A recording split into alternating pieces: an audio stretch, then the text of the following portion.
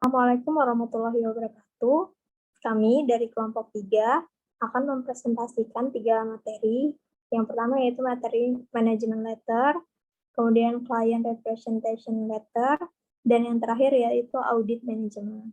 Sebelumnya izin memperkenalkan diri, nama saya Resti Mailani selaku moderator, dan beberapa rekan saya. Yang pertama Dewi Lestari, Vela Fionita, Puri Hidayatul Anggraini, Jilanah Dazarifa, Wulan Atika Putri, dan Intan Sari. Untuk materi pertama yang akan kami jelaskan yaitu Management Letter, yang akan dijelaskan oleh Dewi Lestari. Kepada Dewi Lestari, saya persilakan. Pengertian Management Letter.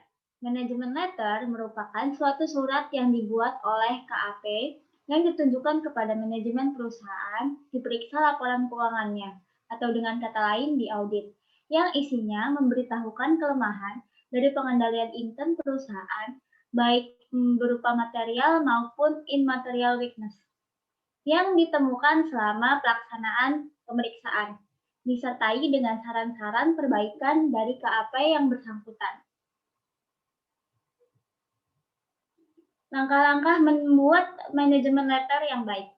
Yang pertama, manajemen letter harus tepat waktu, atau bisa disebut dengan kata lain timely. Yang kedua, manajemen letter harus berisi saran-saran yang bermanfaat dan bisa diterapkan. Yang ketiga, komentar dan saran-saran dalam manajemen letter tidak boleh merupakan sesuatu yang surprise atau dengan kata lain mengejutkan. Yang keempat, manajemen letter harus ditulis dengan menggunakan bahasa yang baik, halus, dan tidak menyinggung perasaan orang lain. Untuk selanjutnya akan dijelaskan oleh rekan saya.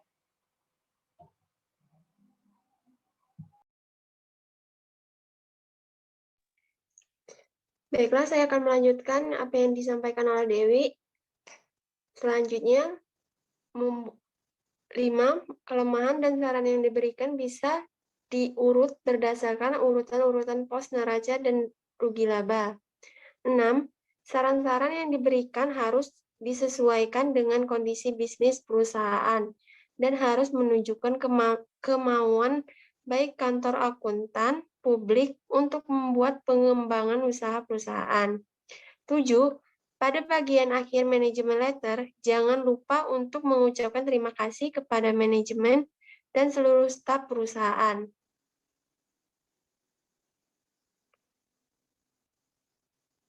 Selanjutnya, manfaat manajemen letter.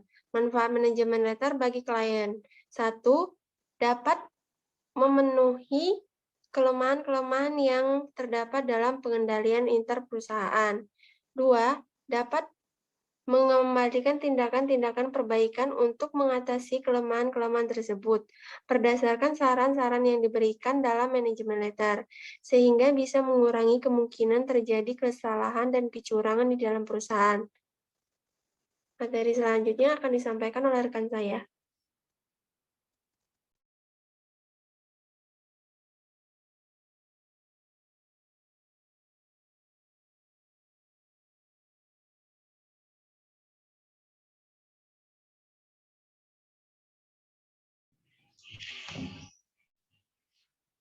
Lalu ada manfaat manajemen letter bagi kantor akuntan publik. Yang pertama, menjadikan nama kantor akuntan publik menjadi bertambah baik. Yang kedua, jika manajemen perusahaan puas, tentunya akan menyarankan kepada teman-teman bisnisnya untuk memakai jasa kantor akuntan publik tersebut. Yang ketiga, jika teman-teman bisnis tersebut tertarik, tentunya akan menambah jumlah klien atau langganan kantor akuntan publik. Lalu ada manfaat bagi staf kantor akuntan publik atau anggota tim pemeriksa. Yang pertama, jika klien kantor akuntan publik bertambah, tentunya kesejahteraan pegawai dapat lebih ditingkatkan. Yang kedua, mendapat banyak kesempatan untuk mempelajari pengendalian intern di berbagai macam perusahaan. Yang ketiga, mendapat kesempatan untuk mempelajari bagaimana membuat manajemen letter yang baik. Untuk slide selanjutnya akan dijelaskan oleh rekan saya.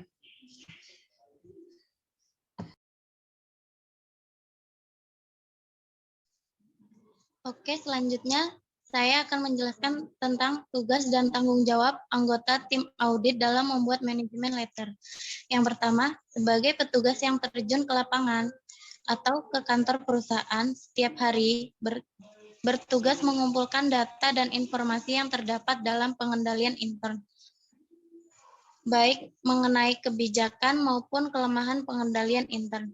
Yang kedua, mendokumentasikan data dan informasi tersebut beserta fotokopi bukti pendukung dalam kertas kerja pemeriksaan untuk ditelaah lebih lanjut oleh senior auditornya.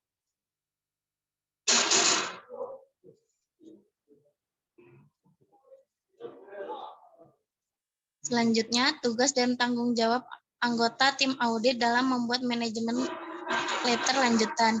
Senior auditor atau pimpinan tim pemeriksa. Yang pertama, menelaah kertas kerja pemeriksaan yang dibuat asisten auditor, khususnya yang berkaitan dengan informasi mengenai kelemahan pengendalian intern perusahaan. Yang kedua, hal-hal yang bisa dimasukkan dalam manajemen letter, sekaligus menyusun konsep manajemen letter. Yang ketiga, mendiskusikan konsep manajemen letter tersebut dengan bagian pajak dan bagian manajemen servis dari kantor akuntan publik untuk mendapatkan komentar mereka dari segi perpajakan dan sistem akuntansi. Selanjutnya akan dijelaskan oleh rekan saya.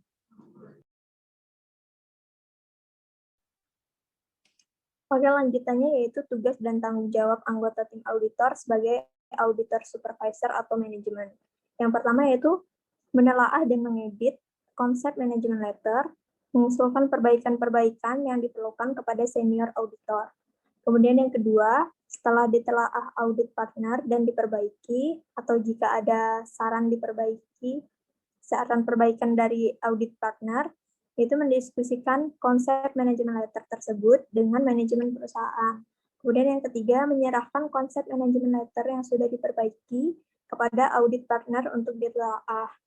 Kemudian yang keempat, memerintahkan konsep terakhir manajemen letter untuk difinalisasi. Slide selanjutnya, yaitu tugas dan tanggung jawab tim auditor sebagai audit partner. Yang pertama yaitu mengembalikan konsep tersebut berserta saran-saran perbaikan jika ada kepada audit manager. Kemudian yang kedua, menandatangani manajemen letter yang final untuk dikirimkan kepada manajemen perusahaan.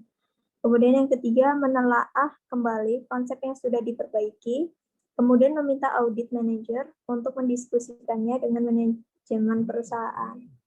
Kemudian yang keempat yaitu membahas dengan audit manager hasil diskusi manajemen letter yang telah dilakukan oleh audit manager dengan manajemen perusahaan. Kemudian yang terakhir yaitu menelaah dan mengedit konsep manajemen letter yang diterima dari audit manager dan mendiskusikannya dengan audit manager dan jika perlu dengan audit senior.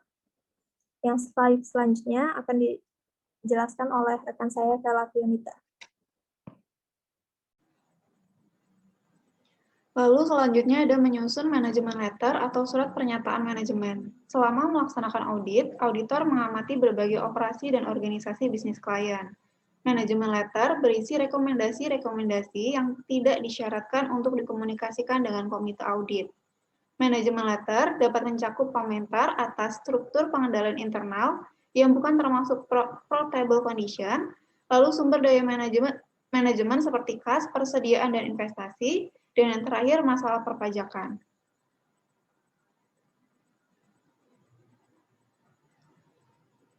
Lalu slide selanjutnya, ada tanggung jawab setelah audit. Tanggung jawab setelah audit atau post-audit responsibility mencakup pertimbangan atas peristiwa kemudian yang terjadi antara tanggal dan penerbitan laporan audit, lalu penemuan fakta yang ada, dan yang terakhir penemuan prosedur yang dihilangkan. Lalu slide selanjutnya akan dibacakan oleh rekan saya, Wulan Atika.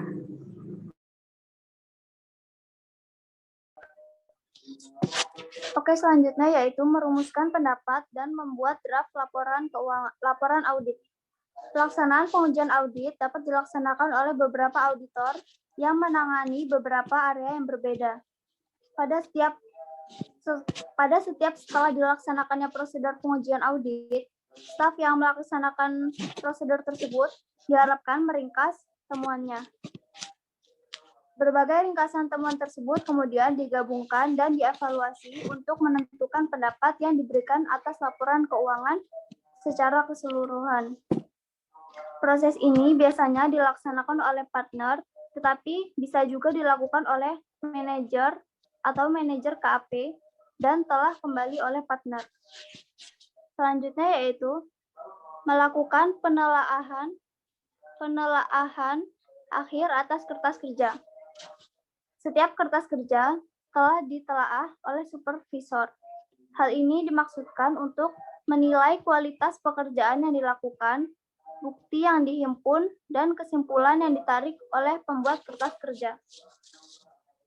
Selanjutnya yaitu berkomunikasi dengan klien.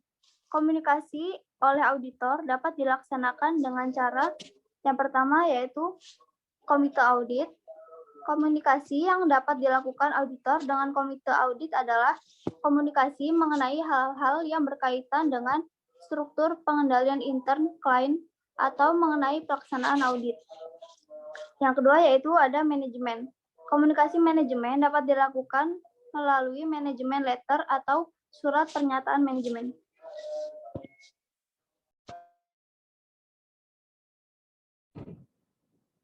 Baik, itulah tadi penjelasan. Kemudian kami selanjutnya akan membahas mengenai client representation.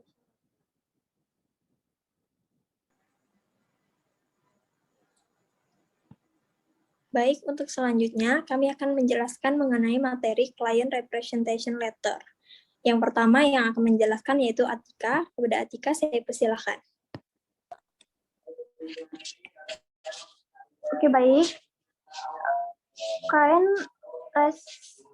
Client Representation Letter yaitu dalam suatu general audit atau financial audit, akuntan publik pada akhir pemeriksaannya harus mengeluarkan laporan akuntan publik yang terdiri dari pendapat auditor mengenai kewajaran laporan keuangan klien dan laporan keuangan yang telah diaudit yang merupakan tanggung jawab manajemen atau klien. Namun demikian, sebelum laporan audit diserahkan kepada klien, auditor harus meminta surat pernyataan langganan atau CRL dan klien harus memberikannya. Tanggal surat pernyataan langganan harus sama dengan tanggal selesainya pemeriksaan lapangan atau audit field work dan tanggal laporan akuntan publik. Tanggal tersebut menunjukkan sampai batas waktu mana auditor harus menjelaskan hal-hal atau kejadian yang penting sesudah tanggal neraca. Surat pernyataan langganan tersebut harus ditandatangani oleh pejabat perusahaan atau klien yang berwenang.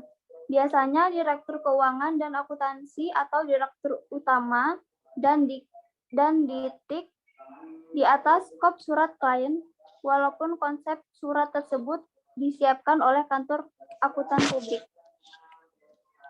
Oke, slide selanjutnya akan dibacakan oleh rekan saya, Dewi Lestari.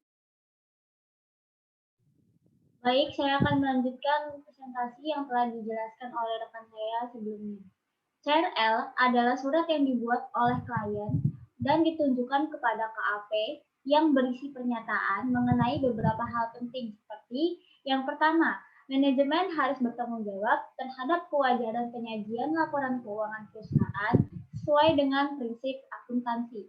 Yang kedua, semua data, baik catatan akuntansi seperti jurnal, general ledger, hingga laporan posisi keuangan, dan juga catatan non-akuntansi seperti notulen rapat direksi, akta perusahaan, dan SOP yang diperlukan dalam pelaksanaan audit seluruhnya diperhatikan kepada auditor. Yang terakhir, Atau yang ketiga, lalu ada penjelasan mengenai pos-pos laporan keuangan. Misalnya yang pertama yaitu piutang disajikan di laporan posisi keuangan. Semuanya bisa tertagih atau sudah dibuatkan penyisihan yang cukup. Yang kedua, aset tetap yang tercantum di laporan posisi keuangan semuanya milik perusahaan dan dicatat berdasarkan harga perolehan CFL. Yang ketiga, utang yang tercantum di dalam laporan posisi keuangan betul-betul merupakan liabilitas perusahaan.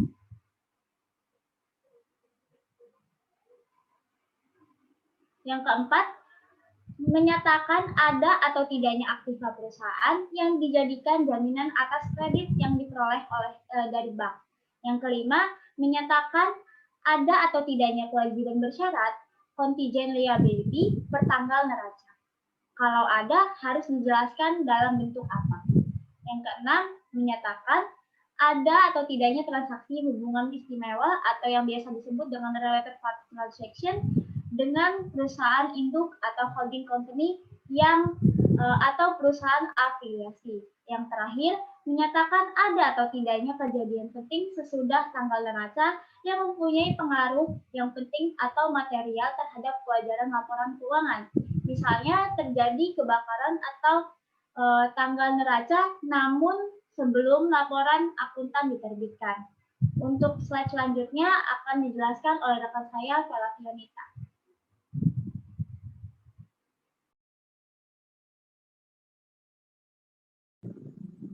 Oke, selanjutnya ada kegunaan Client Representation Letter. Manfaat Client Representation Letter bagi kantor akuntan publik sangat besar sekali.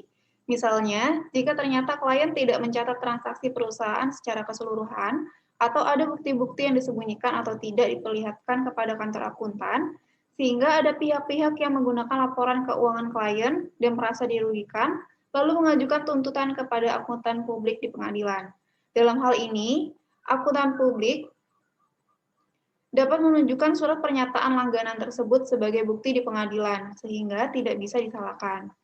Jika akuntan publik tidak memiliki surat pernyataan langganan, maka ia bisa disalahkan di pengadilan dan harus membayar ganti rugi atau dicabut izin prakteknya oleh Menteri Keuangan jika terbukti lalai dalam melakukan pemeriksaannya, sehingga merugikan pihak lain. Lalu slide selanjutnya akan dibacakan oleh rekan saya, Puri.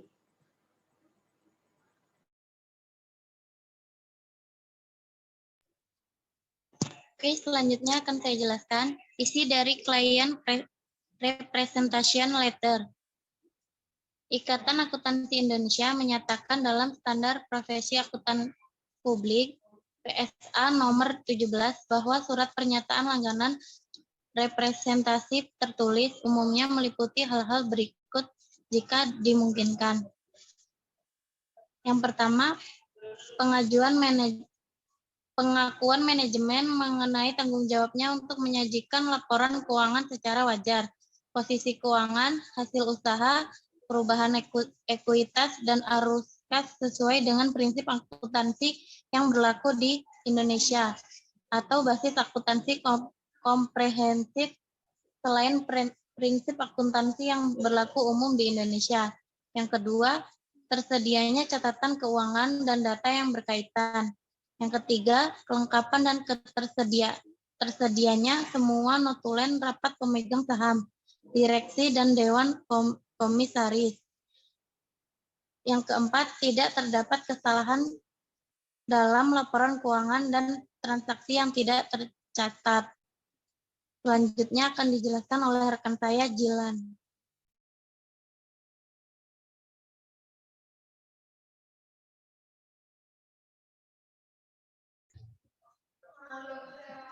Selanjutnya ada informasi mengenai transaksi antar pihak yang memiliki hubungan istimewa dan piutang atau utang antar pihak yang memiliki hubungan istimewa. Lalu ketidakpatuhan dengan pasal-pasal perjanjian kontrak yang mungkin berdampak terhadap laporan keuangan. Lalu yang ketiga, informasi mengenai peristiwa kemudian. Yang keempat, komunikasi dari instansi pemerintah mengenai ketidakpatuhan terhadap atau kelemahan dalam praktik laporan keuangan. Yang terakhir, ketidakberesan yang melibatkan manajemen dan karyawan. Untuk slide selanjutnya akan dijelaskan oleh Resti Melani. Baik, selanjutnya yaitu isi dari client representation letter. Yang selanjutnya yaitu rencana atau maksud yang mungkin akan mempengaruhi nilai atau klarifikasi aktiva atau kewajiban. Kemudian pengurangan, kelebihan, atau keusangan persediaan menjadi nilai yang dapat direalisasikan. Kemudian pengungkapan saldo komprehensif atau perjanjian yang menyangkut pembatasan terhadap saldo kas, dan pengungkapan line of credit atau perjanjian yang serupa. Kemudian yaitu rugi dari komitmen penjualan, kemudian hak atas aktiva, hak gadai atas aktiva, dan aktiva yang dijaminkan. Kemudian yang selanjutnya yaitu perjanjian untuk membeli kembali aktiva yang sebelumnya dijual. Untuk materi berikutnya akan dijelaskan oleh Intan.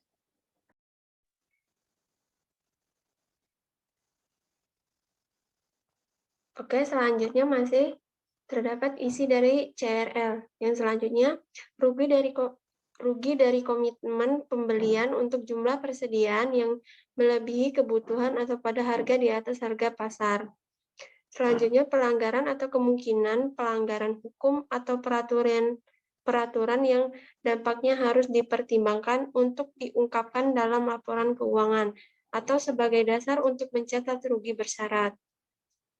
Selanjutnya, kewajiban lain dan laba atau rugi bersyarat yang harus diungkapkan. Selanjutnya, tuntutan yang tidak diungkapkan meskipun telah diberitahukan kemungkinannya oleh penasehat hukum klien. Terakhir, hak atau perjanjian pembelian kembali saham perusahaan atau modal saham yang disisihkan untuk hak pembelian saham, warrant, konversi, atau persyaratan lainnya.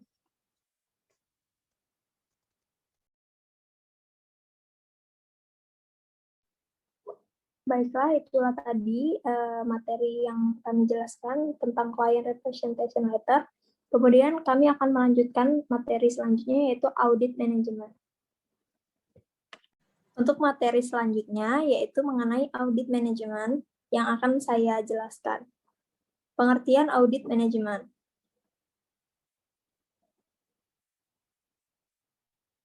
Audit manajemen adalah pengevaluasian terhadap efisiensi dan efektivitas operasi perusahaan. Audit manajemen dirancang secara sistematis untuk mengaudit aktivitas, program-program yang diselenggarakan, atau sebagian dari entitas yang bisa diaudit untuk menilai dan melaporkan apakah sumber daya dan dana telah digunakan secara efisien, serta apakah tujuan dari program dan aktivitas yang telah direncanakan dapat tercapai dan tidak melanggar ketentuan aturan atau kebijakan yang telah ditetapkan perusahaan. Kemudian karakteristik manajemen audit. Yang pertama yaitu memberikan informasi tentang efektivitas, efisiensi, dan ekonomisasi operasional perusahaan kepada manajemen. Yang kedua, penilaian efektivitas, efisiensi, dan ekonomisasi didasarkan pada standar-standar tertentu. Kemudian yang ketiga, audit diarahkan kepada operasional sebagian atau seluruh struktur organisasi.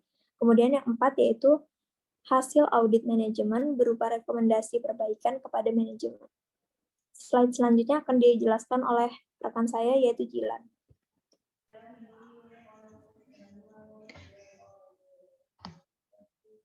Tujuan dan manfaat manajemen. Yang pertama, sebagai penilai atas pengendalian, yaitu berhubungan dengan pengendalian administrasi pada suatu perusahaan yang bertujuan untuk menentukan apakah pengendalian yang ada telah memadai dan terbukti efektif dalam mencapai tujuan yang telah ditetapkan perusahaan. Yang kedua, penilaian atas pelaksanaan, yaitu auditor mengumpulkan informasi untuk menentukan apakah kegiatan perusahaan telah berjalan secara efektif dan efisien. Yang ketiga, memberikan bantuan kepada manajemen. yaitu dengan jalan memberikan rekomendasi perbaikan yang diperlukan oleh perusahaan, dan sebagai seorang auditor untuk membantu manajemen harus memahami dahulu prinsip-prinsip manajemen yang ditetapkan dan fungsi-fungsi manajemen, yaitu planning, organizing, staffing, leading, dan controlling. Ruang lingkup dan sasaran auditor manajemen. Ruang lingkup audit manajemen meliputi seluruh aspek kegiatan manajemen. Ruang lingkup ini dapat berupa seluruh kegiatan atau dapat juga hanya mencakup bagian tertentu dari program atau aktivitas yang dilakukan. Tujuan atau sasaran dalam audit manajemen adalah kegiatan, aktivitas, program, dan bidang-bidang dalam perusahaan yang diketahui atau diidentifikasi masih memerlukan perbaikan atau peningkatan, baik dari segi ekonomis, efisiensi, dan efektivitas. Sasaran pemeriksaan dapat dibagi menjadi 3 elemen penting, yaitu selanjutnya akan dijelaskan oleh rekan saya, yaitu Vela.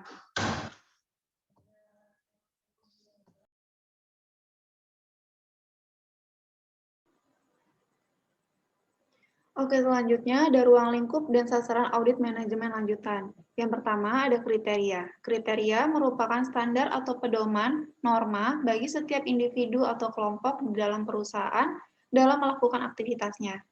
Lalu yang kedua ada penyebab. Penyebab merupakan tindakan atau aktivitas yang dilakukan oleh setiap individu atau kelompok di dalam perusahaan. Penyebab dapat bersifat positif, program atau aktivitas berjalan dengan tingkat efisiensi dan efektivitas yang lebih tinggi, atau sebaliknya bersifat negatif. Program atau aktivitas berjalan dengan tingkat efisiensi dan efektivitas yang lebih rendah dan standar yang telah diterapkan. Lalu yang ketiga ada akibat. Akibat merupakan perbandingan antara penyebab dengan kriteria yang berhubungan dengan penyebab tersebut. Akibat negatif menunjukkan program atau aktivitas berjalan dengan tingkat pencapaian yang lebih rendah dari kriteria yang diterapkan. Sedangkan akibat positif menunjukkan bahwa program atau aktivitas telah terselenggara secara baik dengan tingkat pencapaian yang lebih tinggi dari kriteria yang ditetapkan. Lalu selanjutnya ada fungsi yang terdapat dalam audit manajemen. Pertama ada fungsi keuangan, lalu ada fungsi pembelian, ada fungsi pemasaran dan penjualan, ada fungsi administrasi personalia, dan terakhir ada fungsi pengelolaan data. Lalu slide selanjutnya akan dibacakan oleh rekan saya, Wulan Atika. Selanjutnya yaitu ada prinsip dasar audit. Yang pertama yaitu audit dititik beratkan pada objek audit yang mempunyai peluang untuk dibaca. Yang kedua, prasyarat penilaian terhadap kegiatan objek audit. Yang ketiga yaitu pengungkapan dalam laporan tentang adanya temuan yang bersifat positif. Selanjutnya yaitu prinsip dasar audit lanjutan. Yang pertama, identifikasi individu yang bertanggung jawab terhadap kekurangan yang terjadi. Yang kedua, penentuan tindakan terhadap petugas yang seharusnya bertanggung jawab. Yang ketiga, pelanggaran hukum. Bacakan oleh rekan saya, Intan.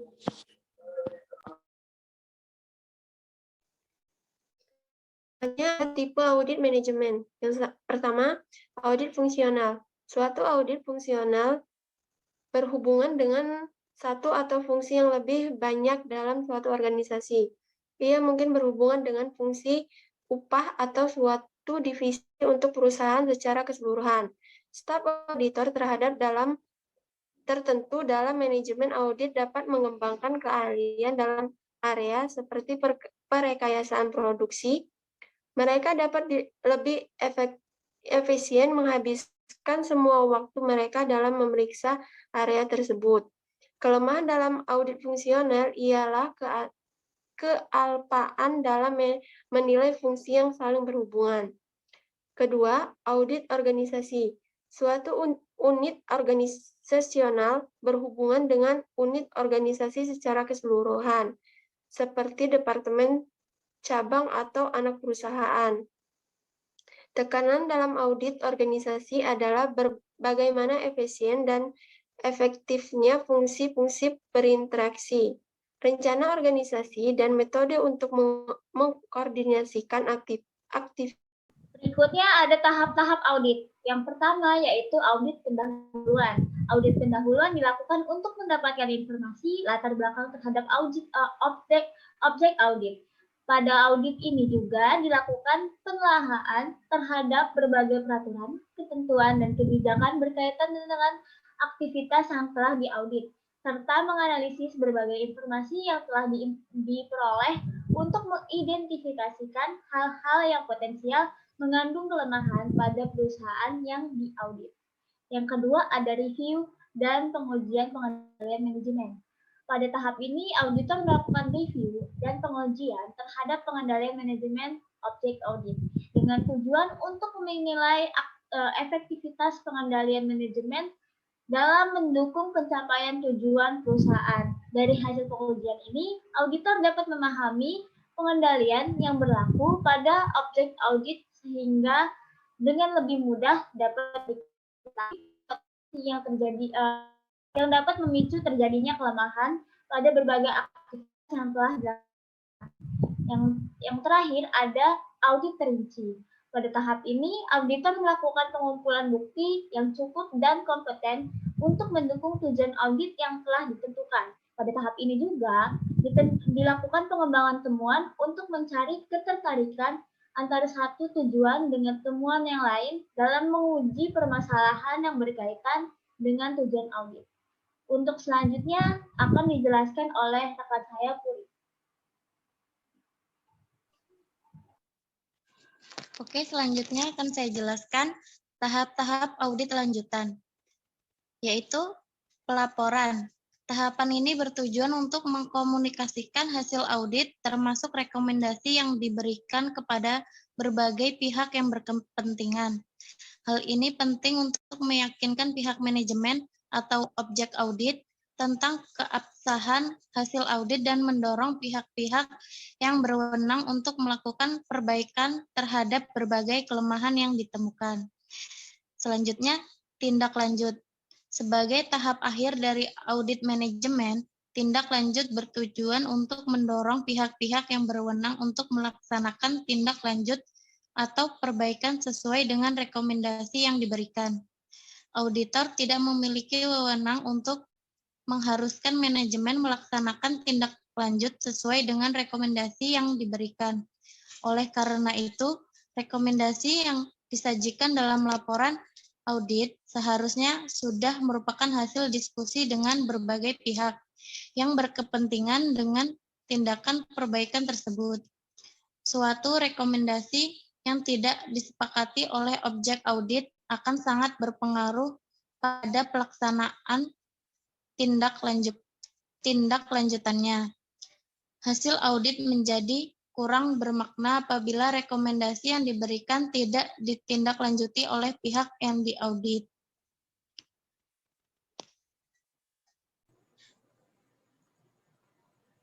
Baik, itulah tadi materi mengenai audit manajemen. Dan cukup sekian yang kami bisa presentasikan. Semoga bisa bermanfaat bagi kita semua. Kami akhiri. Wassalamualaikum warahmatullahi wabarakatuh.